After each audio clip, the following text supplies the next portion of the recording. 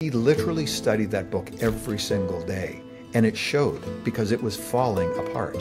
I mean, I don't know anybody, myself included, that has ever studied anything to the point that the book is falling apart. He would take a good book like that, he would set it in that book stand, and he would study the 2 pages of that book for a month, sometimes a couple of months. You know, one of the things Dad always told me, he says, whenever you're feeling down or overwhelmed, or it's like, you know, the world is against me and I'm not getting to where I'm going, he said to take a piece of paper and write out the 5 most important goal-achieving activities you can possibly do today. That's it. Just write that down and then get in and just start doing it. I spent a lot of time up in Toronto with him at the end of his life in the hospital, just sitting with him, just being with him. And he knew he was going, and he kept saying to me, he said, Brian, you know, I'm going to be gone really soon. And I said, I know, Dad, I know. And he would say,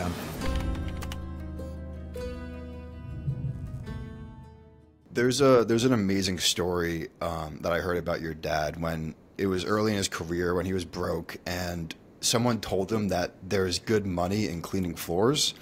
And the way that he described it was that it was really nothing to be proud of. I mean, we all can, I bet when we think of cleaning floors, it's really nothing special. It's nothing to be proud of. But he overcame that and he did it. And in his first year, he made $175,000. And then over the next 5 years, he would go on to make $1 million from that business of cleaning floors. What's your reaction to that story? And what are the lessons that we can learn from that story? Huh. You know what, Brian, I got to give you this. That's the first time anybody's asked me that. You know, here's the cool thing with that story. That was back in the 1960s. So that's over 60 years ago. So that $175,000 in the 60s would be a way bigger number today. But here's where I took it, and here's the lesson I got from my father, is he had big goals. He was working on the fire department in Toronto at the time and was not earning a lot of money. I think he earned maybe $4,000 a year. And he had big goals. He wanted to do big things. And he had heard that, you know, there was money in cleaning floors. So he thought, what the heck, if that's what it takes, that's what I'll do. What I learned was that he was willing to do whatever it took to reach his goal. And if that meant cleaning floors, that meant cleaning floors. And by doing that, he was able to earn some extra income. He found a way to take that business and actually build it and hire other people to start cleaning floors. And he was able to build a business that he, you know, started in Toronto, but then into all kinds of other cities. I mean, we moved to London, England, where he started up an operation there. He was willing to do whatever it took to reach his goal. That was the key. And that's the big takeaway I've always gotten from him. If you've got a dream that's big enough, you'll do whatever it takes. You'll step out and do things that are maybe not comfortable, but that will help get you there. And by doing that, growth takes place. Good things happen for you. Yeah, I feel like this is a good lesson. And when people first get started, they kind of, everyone has big dreams and big goals, but sometimes getting started with the smaller stuff is the best way to do it, because that can eventually bring you up to those big goals. I feel like a lot of people, they just go straight for the big thing when they're not prepared for it. And I think this is a great example of that, of starting as something as small as cleaning floors, and then that eventually turned into something like these big seminars and these big businesses that he ran, correct? Yeah, very correct. And here's the thing that really comes out of this is that it was not beneath him to go and clean floors. You know, so many people, they have this big dream, they want to do something, but they won't do something that they feel is demeaning to them. And, you know, my father didn't care. He was willing to do whatever it took. And yes, the big goals, too many people today are looking for that magic pill to make whatever they want happen immediately. And it's usually through doing the little things that we get to that big thing. Those little things add up over time. And if we were to step out and do something, just something every day towards our goal, something small, if we did that every single day, those days add up. And before long, you're there and you won't even realize how you got there. Another part of his story is that, correct me if this is wrong, he had 2 months of high school, and he described himself, and when he went to work, that he was just trying to get by, and he got fired a lot. Why do you think that despite that, I mean, that seems like a story of someone who's not going to be very successful if you look at it.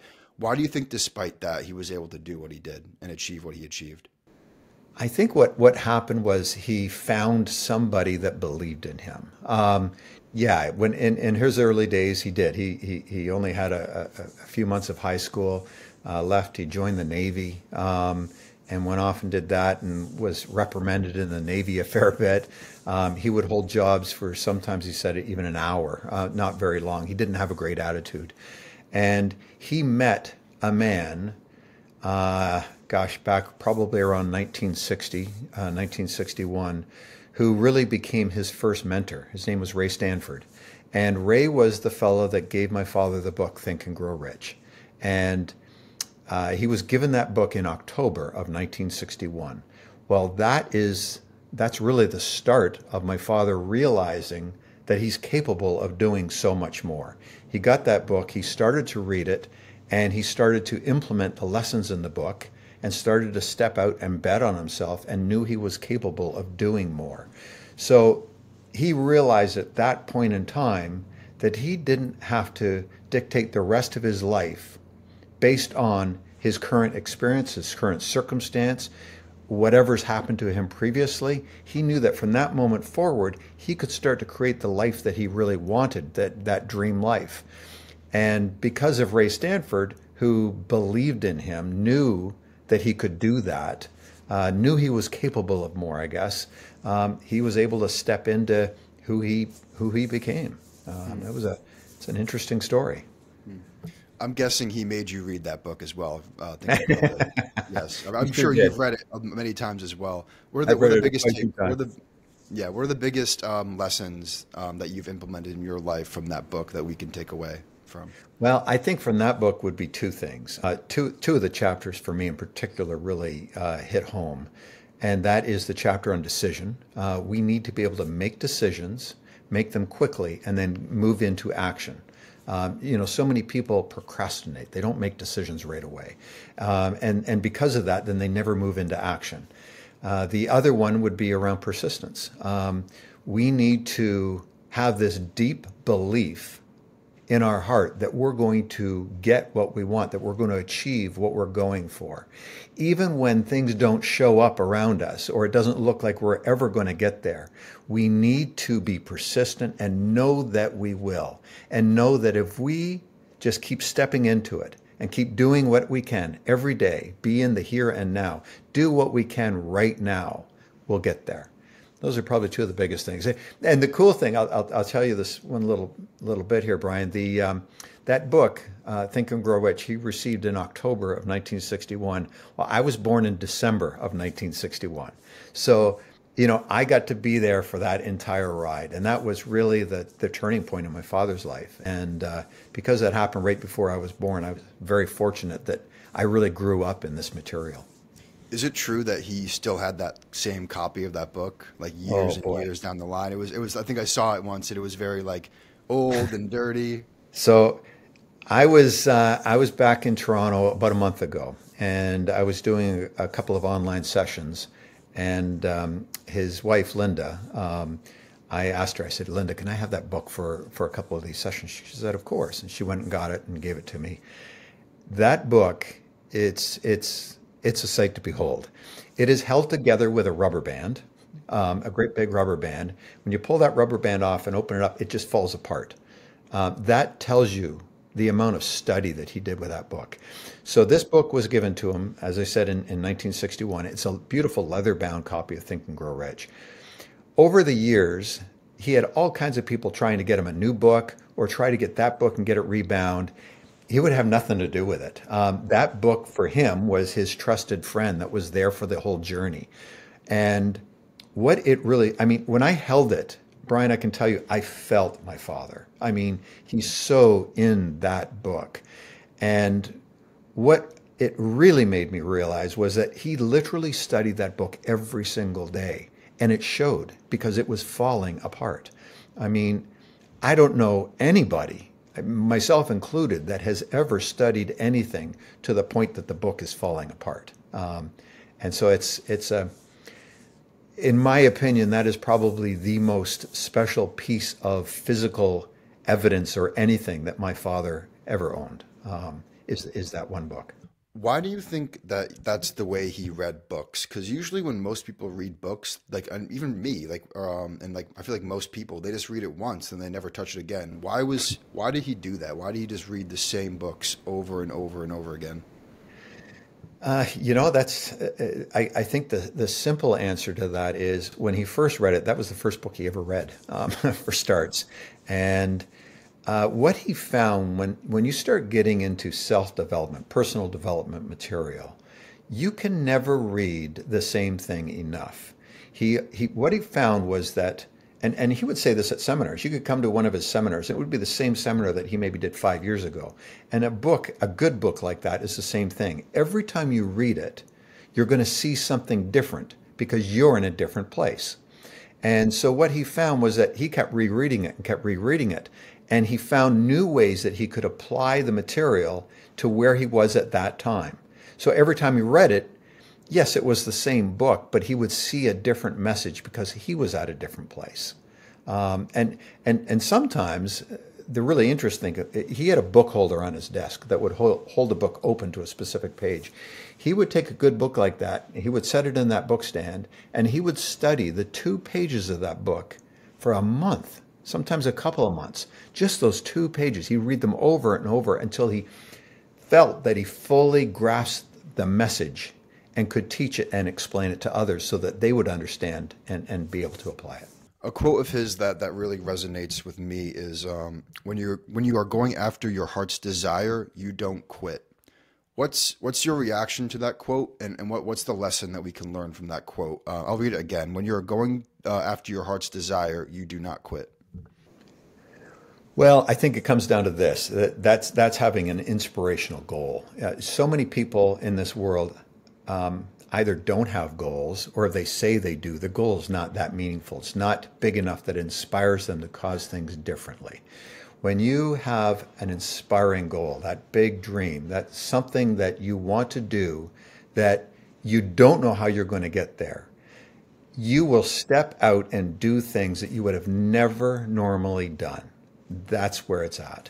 And because of that, because you're so inspired and you're willing to do whatever it takes, you'll get through the times that it's not working. And that's what's going to keep you going, keep you every day pounding, doing whatever you've got to do to get there because you're inspired by something big. And Brian, that's something that my father challenged everybody at seminars, online, is to come up with a goal that is worthy of them. Something big, something so big that they don't know how to get there. And because of that, it'll cause you to step into things that you wouldn't have normally done. And it will cause you to be persistent to the point of ridiculous. I like to call it a pleasant obsession. You become so obsessed with achieving something that you just have a pleasant obsession around it. And you will do whatever it takes, day in, day out, to get there. But how do we do that when just absolutely nothing is going our way? When we were just seeing no results, all the work we're putting in, we're not seeing the views, we're not seeing the money come in. How do we keep going when it's just not working? Well, that's when we got to have the belief more than anything. And that is when you need to have that inner belief. I will tell you, I've written this book, My Father Knew the Secret, Growing Up with Bob Proctor. And I have big goals around that book, big goals. And I want this to be all around the world. As I'm sure you know, there's not a lot of money to be made in a book. So it's not about the money. It's about getting the message out of who Bob Proctor was and what it can do for you to live a better life. There are times, right now included, where I'm nowhere near that goal. I'm nowhere near where I want to be with it. And I don't have a clue, quite frankly, how I'm going to get there. And I could take that and let it defeat me and just say, it's not worth it and give up. Or I can hold this belief. And this is what I've learned through my life from my father. You need to hold the belief that you will get there. And when outside circumstances are not showing themselves, that's when you need to hold it more and just have this inner knowing that you're going to get there and keep stepping out and doing it. Because if you quit, of course, you're never going to get there. And You just need to have that inner drive, that inner knowing that you will get there if you keep stepping into it. You know, one of the things Dad always told me, he says, whenever you're feeling down or overwhelmed, or it's like, you know, the world is against me and I'm not getting to where I'm going, he said to take a piece of paper and write out the 5 most important goal achieving activities you can possibly do today. That's it. Just write that down and then get in and just start doing it. He said that'll get you out of a slump. That'll get you out of that point quicker than anything else, because it'll get you operating in the present moment, focused on where you're going and getting out and doing something rather than sit and let the world beat you up.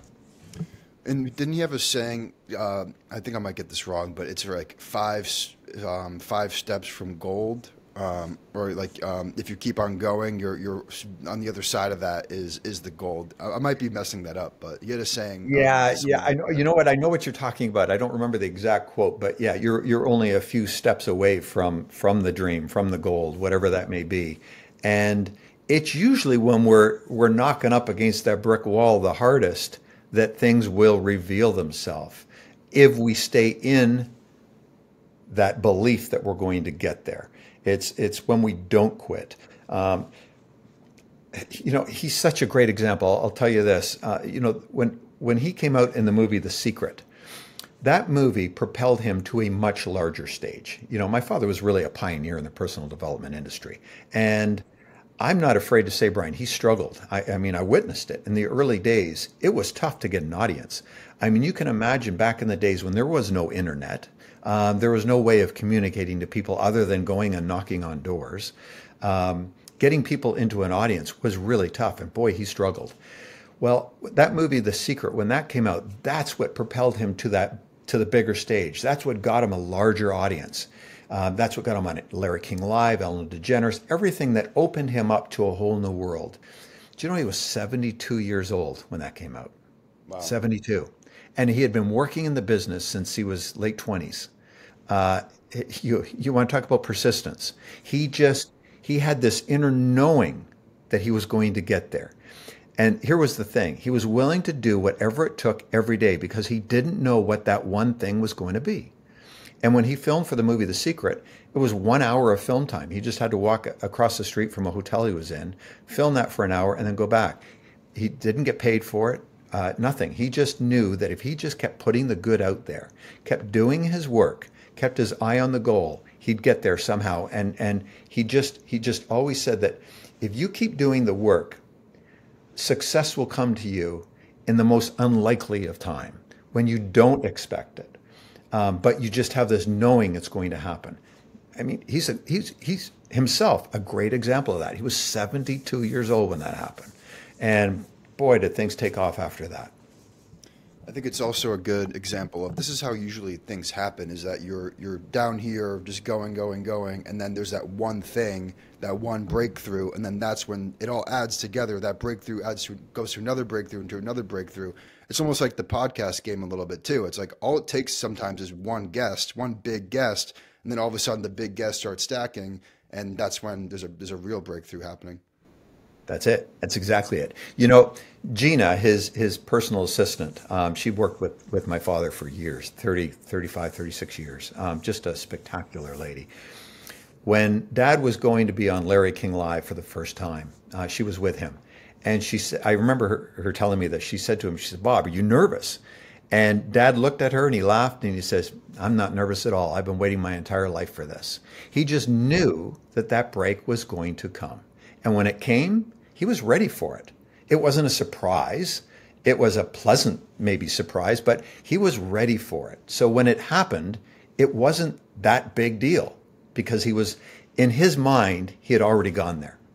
And I also feel like, too, people want that break right away and maybe before they're even ready for it. And that's a great example of how all those years of doing seminars when no one was watching, when the eyes were on him, he was prepared to be able to handle that. A lot of people like want the eyes on them before they're ready for it. And that's how you destroy your brand reputation. That's how you don't make fans. That's how you lose people. Your dad was a big advocate for writing goals down. What's the benefit of writing goals down? He even had a card in his pocket, like a Yeah. laminated card with his goals written down that he brought everywhere with him. So why is writing your goals down so important? Well, writing it down does a couple of things. Writing triggers thinking, and so he formed the habit long time ago of writing his goal out every single day. Because when you write it out, it keeps you focused on it. And that's it. It's really a simple exercise. There's nothing complicated around it. Having your goal written and on a card and in your pocket, it's that is to the point that you can pull it out and you can read it. It keeps you focused on what you're going for, especially when you're struggling and having bad things happen. It keeps you focused. Sometimes you just reach in your pocket and there it is. You just touch it and it triggers. It's a trigger to make you think about your goal and what are you doing to get there.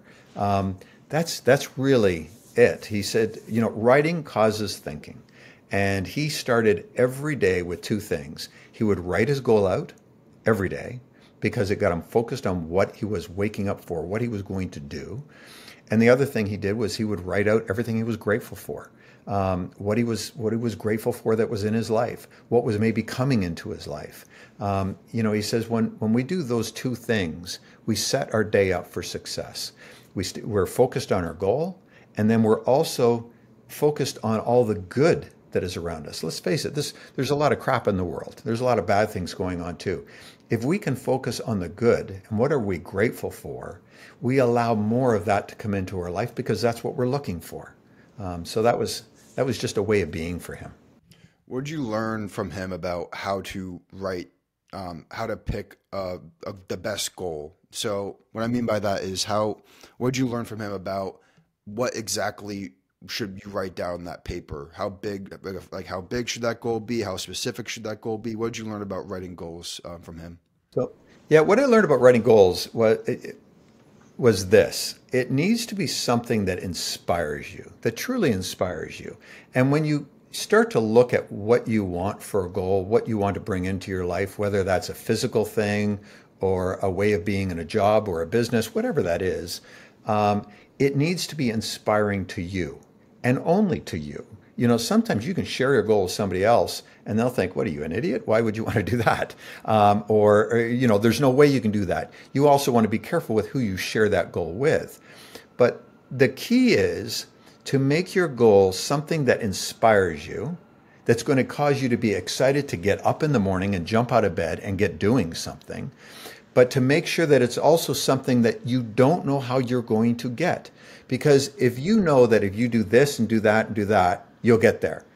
Not a lot of inspiration in that. That's just an exercise in getting somewhere. But if it's something that's inspiring that you don't know how to get to, that's where the growth happens. Dad always said, achieving the goal is great. That's the benefit of setting a goal. But he said the real learning is in getting towards that goal, is in the working towards it, that achievement of it. The things you learn along that path, that's where it is. And, I know for me, whenever I've set big goals that I didn't have a clue how I was going to get there, but, I certainly always had my father's belief in me that I would get there. And he always said to me when I picked it, he says, Brian, don't worry about how you're going to get there. Quit worrying about the how. The key is this the want? Is this something you really want? And if it is, it will cause you to do things that you would never normally do. And it'll cause you to step into uncomfortable situations. It may cause you to clean a floor. Whatever is required, you'll step out and do. That's a goal that's inspiring. So besides writing your goals down, something that he talks about a lot, and this is very present in The Secret, is affirmations and visuals. Yes. How do we use affirmations and visuals to manifest the life of our dreams and bring it to reality? How do we utilize those tools?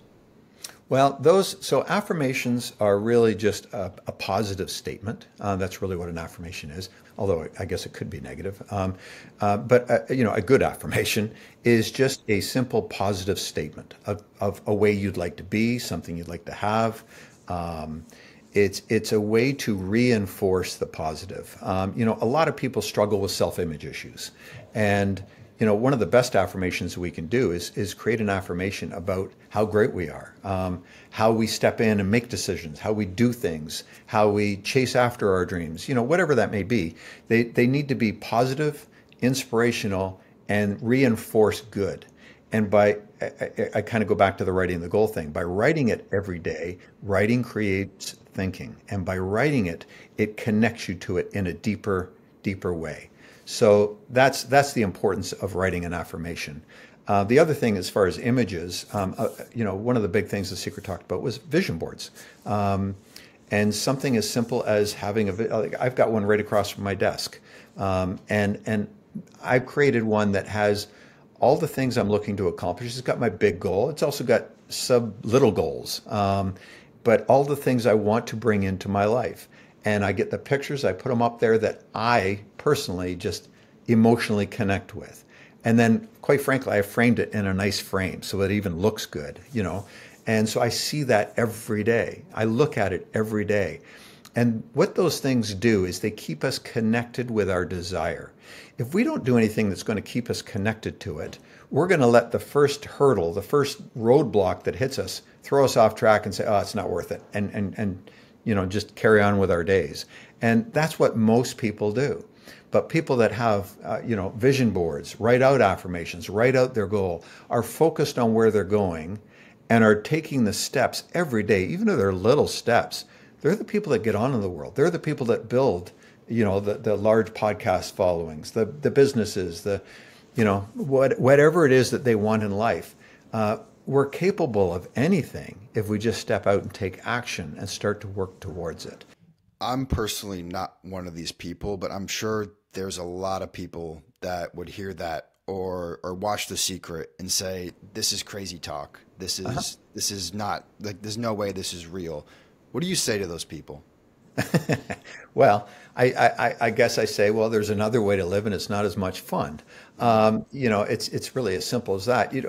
Most people in this world, Brian, let's face it, they just live day to day to day. And they let their outside circumstances and their habits dictate the way their day goes. And, you can get ahead in life living that way, but you're never going to get ahead in life in great ways. You'll just gradually work your way through. It's the people that have big dreams, that are inspired by big things, that are willing to step out and bet on themselves and do something different. They're the ones that get on in this world. They're the ones that really make things happen. If we were to go back 100 and some years and talk to Thomas Edison or Henry Ford, and if they were to tell you what their goals were at that time, you'd think they're nuts. You're crazy. Who are you to think that you can do that? They didn't listen to the common people. They didn't listen to what was going on in the world. They were willing to step out and bet on themselves. And they were willing to keep on going until they got there. I mean, look at Edison. I don't know how many thousands of times he tried that light bulb until he finally got it. How many people do you know that are willing to bet on themselves and keep going through, even when they fail 1,000 times, but they know they're going to get there and they're committed to it? So call it crazy, call it what you will, but I am a firm believer because I've seen it work in my life. I certainly saw it work in my father's life, and I've seen it work in everybody else's life that has actually used this material. If you have a big dream, you focus on it, you start writing it out, you visualize on it, you maybe meditate about it every morning. You keep zeroed in on what it is you want and then take action. That's the big key, is not just thinking about it. You got to step in and take action. You start doing things, even if it's little things, those little things will add up. I say in the book I wrote, in the beginning and at the end, I said, what would happen in your life if you were the best version of you every single day? You consciously chose to be the best version of you every single day. I promise you, 6 months from now, you will live you'll be in a whole different world. You really will. Most of us just live day to day to day. But boy, if we can be the best version of us every single day, we're going to do things. When it comes to making money and wealth, what are some visuals or affirmations that we could use for setting ourselves up to make money or maintain wealth? Well, I'm going to give you a really easy one on this one, and this is something I certainly learned from my father. It's not necessarily about focusing on the money; it's about focusing on the service. Um, Dad was always about service. He said, "You will be rewarded, um, really in proportion to the service that you provide." So, what service are you providing to the world? What good are you putting out there? If we get more focused on what good we can provide, like, here you are, Brian, doing a podcast and trying to provide good material. You're delivering great service. You are going to be rewarded for that. The more good service we can do, we will be rewarded for.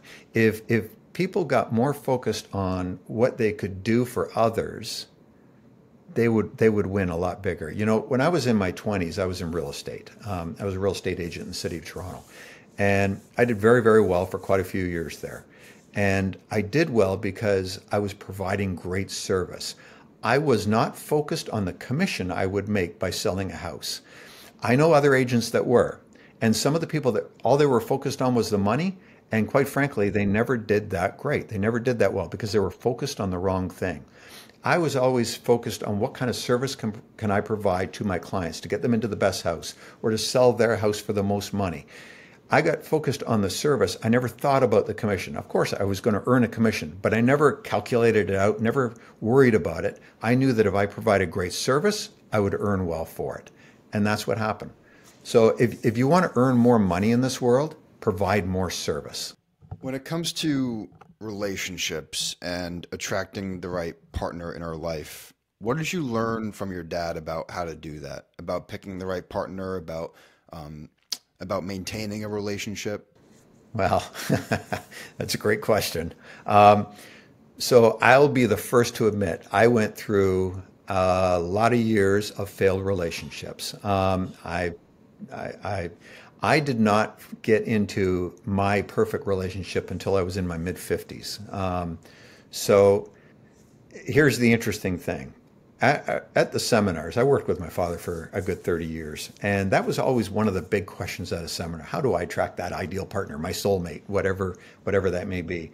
And Dad always had an exercise, and I had never done it. Well, I was in my 50s, and I thought, maybe there's something to this. Maybe I should try this, because obviously the way I was doing it wasn't working.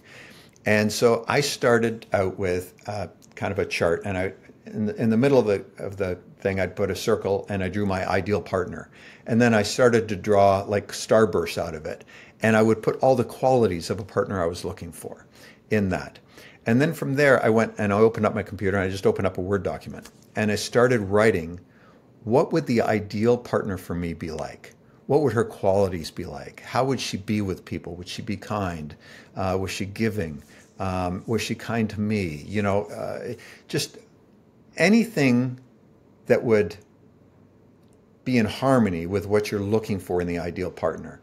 So I did that. I figured, what the heck, it wasn't working the other way, so I would do exactly what he said at the seminar. And I created that Word document. And every morning I opened it up and I'd read it. And sometimes I'd add to it, or I'd take something out that maybe wasn't quite as important. And I just kept reading that every day. And sometimes in the morning, I'd write in my gratitude journal about how grateful I was that this woman was coming into my life. And that was it. I was just open to it. I went on several dates, and they were first and only dates, because for the first time in my life, I knew what was important to me, and I knew what I was looking for in a partner. I'd never been clear before. So if you're looking to attract somebody in your life, first get clear on what you're looking for. Don't just be a shotgun out there and whatever comes in, comes in. Be specific over what you're looking for, and be super specific. I mean, I was really specific. Well, I'm married now to a woman that is perfect for me.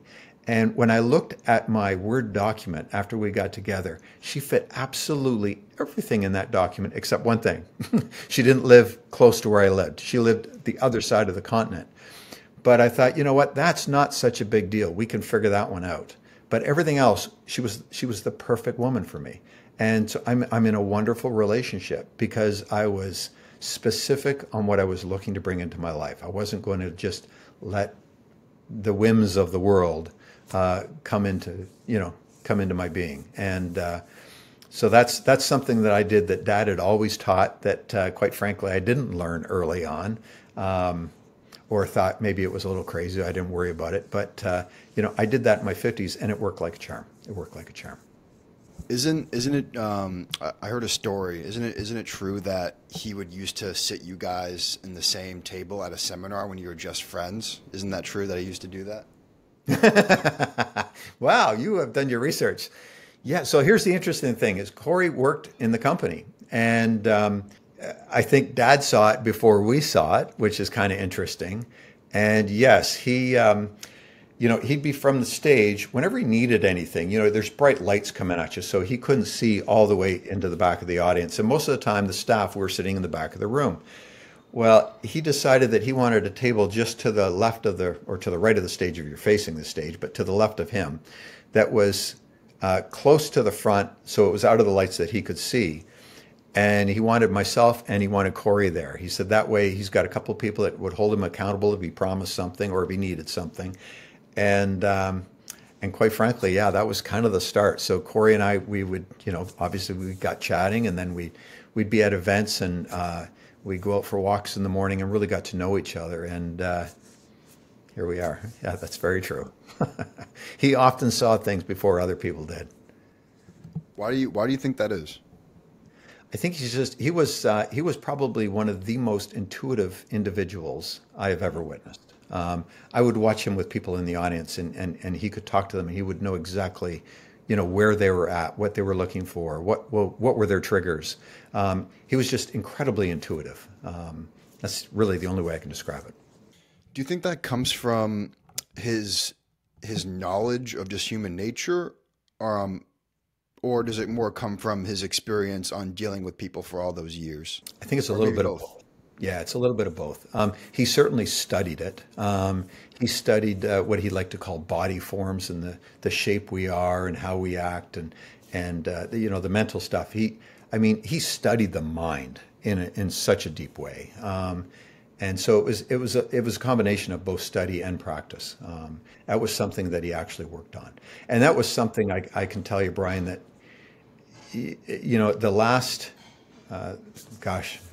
the last few weeks of his life, he drove that home to me. I spent a lot of time up in Toronto with him at the end of his life in the hospital, just sitting with him, just being with him. And he knew he was going, and he kept saying to me, he said, "Brian, I'm going to be gone really soon." And I said, "I know, Dad, I know." And we'd just be holding hands, and he would say, "I want you to talk to me every day, even once I'm gone," because we talked every day. My father and I, yes, we're father and son, but we're also best friends. We're business partners. We just, we talked every day. He said, "I want you to continue to talk to me every day." And he said, "When you hear that inner voice, that's your intuition speaking. Follow it." He said, "All the other voices that come after that initial thing, those are your paradigms attacking whatever that is. How often do we get a gut feeling, something in the heart that think, oh, we should do this, and we didn't. And we think, oh, I should have done that. I regret it. Or we're forced into doing something that we know we shouldn't have done, and we think, oh, I should have never done that, but you did. It's because we're not listening to our intuition." He said, "Listen to your intuition and follow it to a T." And I will tell you something, I've done that since he's passed. He's been gone for almost 2 years, and it has changed my life. I only follow my intuition. I don't listen to the nonsense chatter that goes on afterwards. I do what I feel in my heart is the right thing to do. And you know what? It has never led me wrong. And he was a master at living that way. That was probably the last lesson that he really fully taught me. So people see your dad on a public stage. They see him on a seminar stage. They see him in interviews. But you've seen him how he treats people, how he in like an intimate setting, like how he comes across strangers that he runs into, or just people in the family or friends. What did you learn from your dad about how to treat people the right way and how to create deep, meaningful relationships when it comes to making friends or even just interacting with strangers? So that's a real easy one. Do you have time that I can tell a little story? Of course. Okay. So this is something I learned from him when I was 9 years old. We had just moved to Chicago. and this is a really important lesson. This is who my father was. Um, I was born in Toronto, so I started school in Toronto. We then moved to London, England, as mentioned, with a cleaning business. So I started a new school there. Then we moved back to a different area of Toronto, so I started another school there. Well, then he got that he wanted to work with Earl Nightingale, so we moved to Chicago. So by grade 4, I'm starting a new school again. That's my 4th new school in 4 years. I was that perpetual new kid in school. And I can remember sitting with Dad in the den at this home in Glenview, Illinois. And I said to him, I said, Dad, I hate being that new kid in school. You know, everybody's looking at you like, who's this guy? And Dad gave me some advice that I've used for the rest of my life. And I saw the way he's always used it. He said, put these 4 letters across the forehead of anybody you talk to, MMFI. And that stands for make me feel important.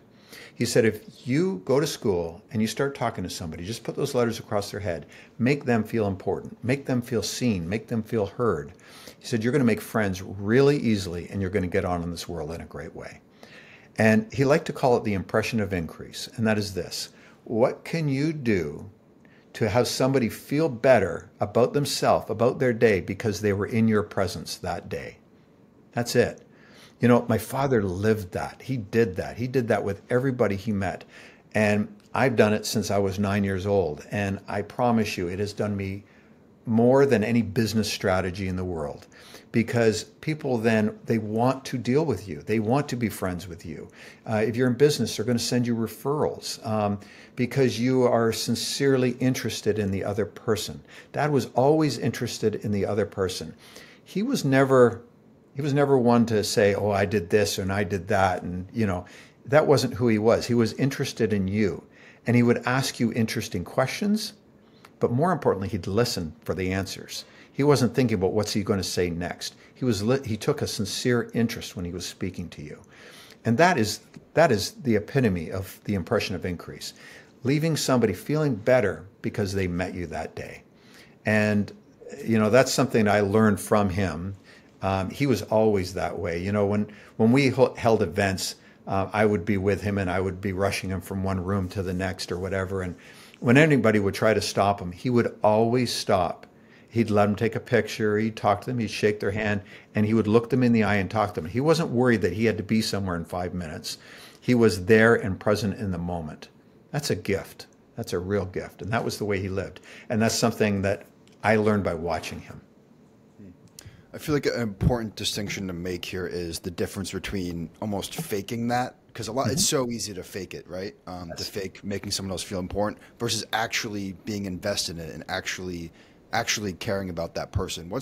What difference does that make of genuinely like being interested in someone and genuinely trying to make them feel important versus just faking it? Because I feel like people, when you're faking it, people can just smell that on you, right? They know it. Yeah. So here's the thing. And this comes back to that intuitive piece. If you're faking it, people will feel it. They'll know it. They won't know why, but they'll just know it. And Dad he knew that. You cannot fake this stuff. And here was one thing he said to me. He says, even if you're speaking to somebody that you don't particularly like, he said, you can find something good about them. You can find something of value about them. That's what you focus on because they'll feel it. So that's the key. You know, that if you're faking it, people will feel it and you're never going to get very far because it's not coming from a heart-centered place. You know, he would often talk about a salesperson, somebody out on a sales call, and they really need a sale because they've got to pay their mortgage and they're late on their mortgage. They got to make this sale and they're out talking to somebody and they're telling them how great their product is and they're shaking their hand and they're all there and they made a great sales presentation, but they didn't sell the person even though the person needed it because they were only thinking, I need this commission to pay my mortgage. They weren't focused on what could be the benefit of the person that was standing in front of them. And you feel it. You know, how often have we been in a situation with somebody like that? And it's like, I don't know, something doesn't feel right about this person. So you're never going to connect. And they're never going to get anywhere close to where they possibly could because they're not connecting. But if you are sincere, you know, that was one of the things that Dad said to me. He says, you can pay anybody a sincere compliment. You can find something good about everybody. And if you're sincere with that compliment, they'll feel it. That's it. It's all in the heart. While writing this book, what's the biggest lessons that you learned about your dad that you weren't really aware of before? I don't know if I've learned anything that I wasn't aware of. I had a lot of fun writing this book. I started writing it when he was alive. He knew I was writing it. We had some fun around it. I would share some of the passages. Unfortunately, I was only about halfway through when he passed away. I really thought he was going to be here when the book came out, and I thought it would be a really good testament to who he was. I wrote this because I wanted the world to see who Bob Proctor was as the actual man, Bob Proctor, not the person from the stage. And so it was an enjoyable thing for me to do. I really get to show the world who he was and what he was about. Did I learn anything new? Probably not, but it really cemented in a very deep way what a special man he was, and really got me to realize that what he taught has so much importance in this world. And if we applied the things he taught, we will all live such a better life. We'll accomplish so much more.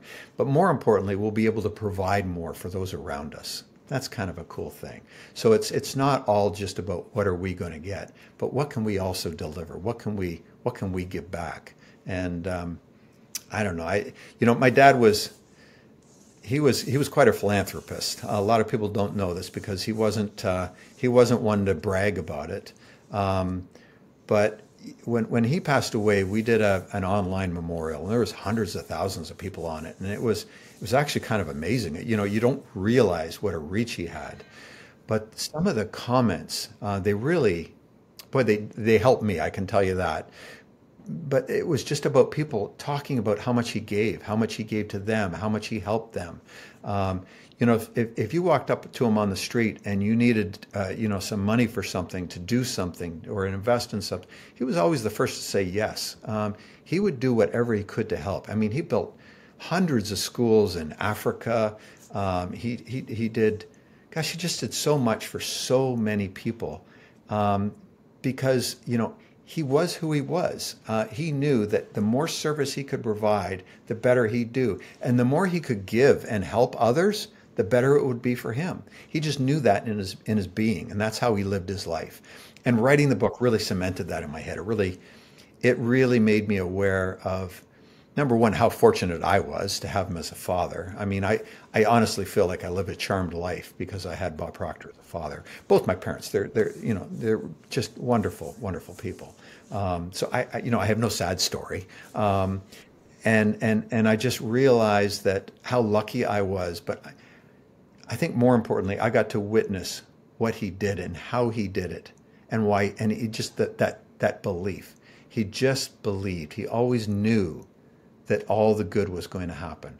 And even when he was struggling and struggling to maybe make his mortgage payments because it was a hard business in the early days, he knew in his heart that he was going to be that person that was going to change the world in whatever way he could. And he just kept going after it. He kept going after it. So I challenge anybody that's watching or listening to this, if you have a dream, go after it. Step out and do something today to get there, even if it's something small. Those small things will add up over time. It's not usually that big elephant in the room thing that's going to make all the difference for you. It's those little things. And those little things added up over days, weeks, months, and years can completely alter a life. So step into it and just go after something big. That was the big thing I learned. This is one of my favorite questions to ask. What are the biggest misconceptions that people that are younger have about growing up and being an adult? That we have to get serious. We don't need to be quite so serious. Have a little fun. My father liked to have fun. He said when we're out doing things that we enjoy, will bring more good into our life. I love to go out fishing, and Dad always said to me, Brian, you got to fish more. You got to do more of the things that really bring you joy. So often, we think as we become adults, we've got to be serious and really hone in on things. And, yes, we got to do things, but have fun along the way. What do you think are some of the most important skills that young people should master? Boy, that's a great question. Well, I certainly think one of the biggest skills that young people need to master is really that whole MMFI, making others feel important, how to engage with other people, how to interact with other people. I think we need to learn that, when we're talking to somebody, if they tell us a great story of something they've done, we don't need to tell them our story that we did it too, but even better. Sometimes it's good to keep our mouth shut and let that person relish in their moment. I really think that's the big thing. I think, social media today, my gosh, it's everybody's living this grand life, even if they aren't. I think we need to get back to what can we do to help those around us, and how can we be engaged properly with those around us. If you want a skill set that's going to get you on in this world, it's how to communicate effectively with other people. By doing that, we're going to get on in this world far better than any business strategy or anything of that nature. Thinking back to when you were younger, maybe your 20s, 30s, late teens, what would you say are some of the biggest regrets that you have from that time period, if you even have any? I have no regrets. You know what, Brian? I certainly did things that, maybe I wished I didn't do, but I don't regret them, because everything that I did even back then are a part of what's made me who I am today. And that's something I learned from my father. Dad didn't have a perfect path to where he got. It was a zigzag road with a lot of defeats along the way. But he wouldn't have changed anything either, because it's all part of what makes us who we are. So, yeah, really no regrets. There's nothing I would change. I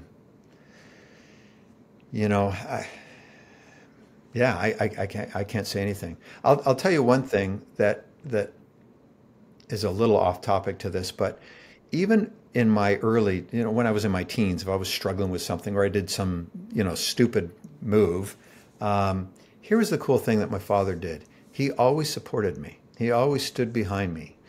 Even if I was making a bad decision, he knew that I would learn the mistake out of it. And he would never call me an idiot or say, "What are you doing? Why?" He never came down on me. He always held me up. And he says, if I did something that wasn't great, he would have me look for the good in it. He said, "Well, what did you learn out of this? What good can you take out of this?" And that's what I need to focus on. That was kind of a cool thing. So, yeah, I don't know if that answers your question fully, but. No, that was great. And I know this is a hard question to answer, and I know you probably have like 5 different answers for this response, or for this question. But if you just had to pick one lesson from your dad that you could spread to the world, what would that one lesson be? Well, that lesson would probably be different on different days. But I think if I was to pick it right at this very moment, is to make sure you go after something big. Set a goal that's bigger than you, that inspires you. Dad was always about setting big goals. And he said, by setting big goals, we grow in ways that we never would have without them. That we'll step out and do things that we would have never done without them. He said, setting a big goal and going after it and actually taking action will cause more growth for us than just about anything else. So if I was to say one lesson, that's, boy, there's so many, but that's probably the big one. I think if we're going after something inspiring, we'll learn everything else along the way, because we're going to just keep stepping out. Even if we get knocked down, if it's inspiring enough, you're going to stand back up and you're going to keep on going. So, my takeaway would be, make sure you pick something that's inspiring, that really makes you smile when you wake up in the day, and get you to do something that day that thinking, man, I would have never done that before. But you know what? I really want this. I'm going to do this. I'm going to sacrifice this or that, or do whatever it takes to get there. As long as it's ethical and moral, boy, the things you'll learn along the way, that's a big deal. So my last question is, if I gave you the ability to speak with your younger self for a minute, what would you tell him? What would I tell him? I would probably tell him to what I said earlier, be that best version of you every day. I think when I look back on anything in my life that I may be not proud of, it was because I was not being the best version of me that day. So if I was to talk to my younger self, it would be live every single day as the best version of you, every day. You do that, you'll have no regrets, and your life will probably be a lot better than you ever anticipated.